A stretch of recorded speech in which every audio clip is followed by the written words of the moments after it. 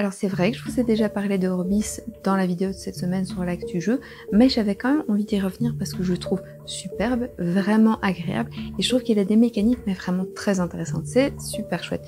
Donc je vais vous passer un peu en revue le jeu, les mécaniques, et vous allez après me dire en commentaire ce que vous en pensez, si ça vous donne envie d'y jouer ou pas. Pour commencer, pour le pitch, vous êtes un dieu, et en tant que dieu, votre but c'est de créer un univers très équilibré sur lequel vous allez régner pour toujours et vous faire adorer. D'ailleurs, votre ressource principale dans le jeu, ce sont des petits adorateurs qu'on va pouvoir exploiter, utiliser, sacrifier, massacrer. Comment ça va se passer?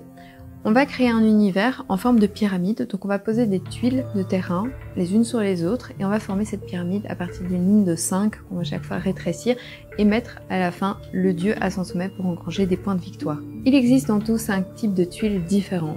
En fait, on va différencier ces tuiles par rapport à leur couleur et leur couleur va leur attribuer une action, un effet.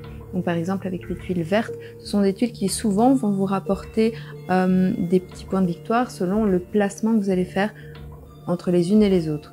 Les tuiles jaunes sont plutôt des tuiles de village, donc c'est des tuiles sur lesquelles on peut récupérer par exemple des adorateurs supplémentaires, ou on peut en sacrifier pour avoir plus de points de victoire. Vous avez les tuiles blanches qui sont des tuiles temple où il se passe pratiquement jamais rien, c'est chiant, mais c'est pas grave parce qu'à la fin de la partie, celui qui a le plus de symboles temple va pouvoir prendre le jeton temple avec le plus de points de victoire dessus. Et ça par contre, ça fait une sacrée différence. Vous avez les tuiles rouges, ce sont mes préférées, ce sont les volcans, donc ça pète, on va sacrifier des adorateurs, et donc c'est ultra cruel, mais c'est vraiment drôle. Vous avez des tuiles bleues qui sont des tuiles irrigation, qui sont très belles, mais qui sont hyper dures à placer, parce que celles-ci, un peu comme les tuiles vertes, sont dépendantes de ce que vous allez mettre au-dessus en dessous. Alors à votre tour, vous allez pouvoir acquérir ces tuiles dans un tableau carré constitué de 3 sur 3, et pour les acquérir, il faut 2 choses. 1, pouvoir payer le coût qui est indiqué en haut, et pouvoir les placer, parce qu'il y a une condition de placement, c'est que lorsque vous mettez une tuile dans votre univers, il faut que en dessous, il y ait une tuile correspondante. Donc par exemple, si j'ai 2 vertes, je pourrais jamais mettre une bleue dessus.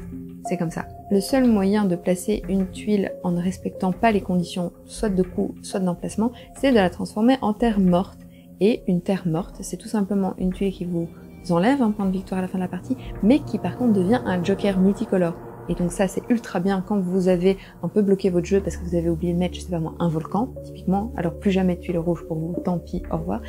C'est pas grave, vous sacrifiez une terre, ça devient une terre morte, et là ça deviendra ce que vous voudrez. Et c'est même plus intéressant que ça, c'est que elle peut devenir une terre morte volcan d'un côté et irrigation de l'autre. Donc vraiment c'est la fête à la maison. Une fois que vous avez pris une tuile du tableau, vous allez mettre des adorateurs de la même couleur sur toutes les tuiles adjacentes en haut, en bas, à gauche et à droite. Ça permet en fait au fur et à mesure de rendre des tuiles de plus en plus intéressantes parce que la monnaie que sont les adorateurs, c'est pas si facile à obtenir. En fait, c'est quelque chose avec lequel on va vraiment devoir jouer, mais en faisant attention. Il faut que ce soit vraiment très équilibré. À tout moment, si vous n'avez pas envie de prendre un morceau de terrain, vous pouvez très bien choisir de prendre un dieu à la place. Vous le mettez de côté, c'est seulement à la fin du jeu qu'on le met au sommet de sa pyramide. Alors ce qui est très chouette, c'est que parmi les 10 dieux qui sont proposés dans la boîte, on va en prendre toujours un de plus que le nombre de joueurs. Donc on va pas jouer avec tout le monde, et c'est ça qui est vraiment malin, c'est qu'on va devoir aussi orienter sa stratégie en fonction de ça. Est-ce que je vais plutôt la jouer fille du feu et mettre un max de volcans et cramer tout le monde dans mon univers?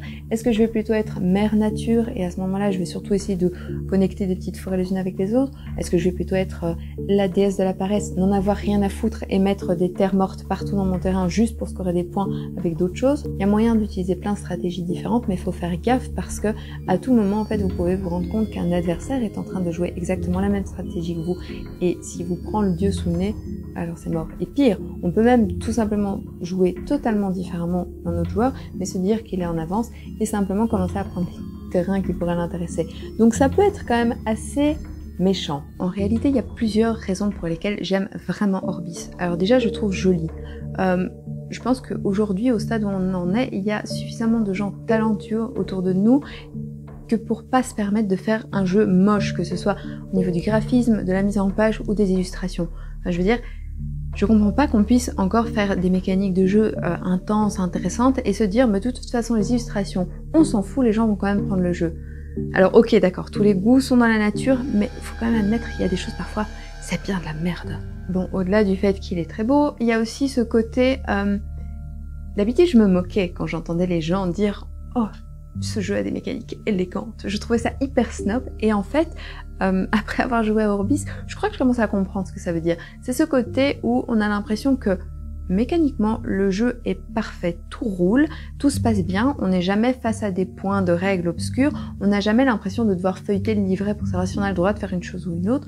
Quand une action se passe, la suite logique intervient forcément, donc non, c'est très intelligent, c'est vraiment bien fait, et puis en plus, c'est moyennement interactif, donc tout à fait ce que j'aime bien. C'est-à-dire que tu vas pas venir faire pipi dans mes beaux bassins, non, tu fais pas ça. Tu vas simplement pouvoir, à un moment ou un autre, me piquer une fille qui m'intéresse, mais pas plus. Jusque-là, je peux endurer ça. Parce que, oui, je suis un peu mauvaise perdante. Un chouïa. En tout cas, moi, j'ai terminé pour aujourd'hui. J'espère que cette vidéo vous a plu. Si c'est le cas, n'hésitez pas à commenter, liker, partager, vous abonner, cliquer sur le symbole petite cloche, sacrifier des adorateurs pour que mon SN se passe bien. Et moi, je vous fais des bisous et je vous dis à la prochaine. Salut!